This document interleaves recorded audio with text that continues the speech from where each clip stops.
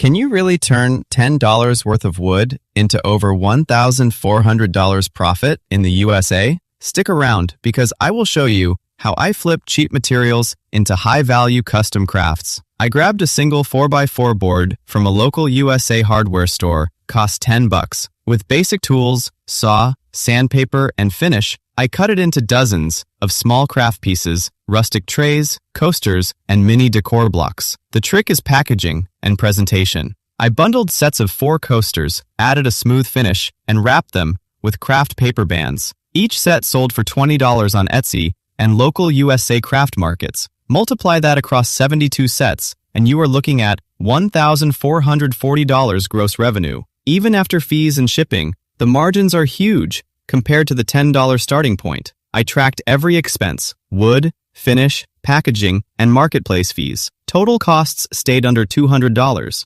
That means a net profit of over $1,200, all from one weekend project right here in the USA. This is proof that small woodworking projects can scale into big side hustles in the USA. Smash that like button, subscribe for more money-making insights, and comment if you want me to break down the exact Etsy listing strategy I used.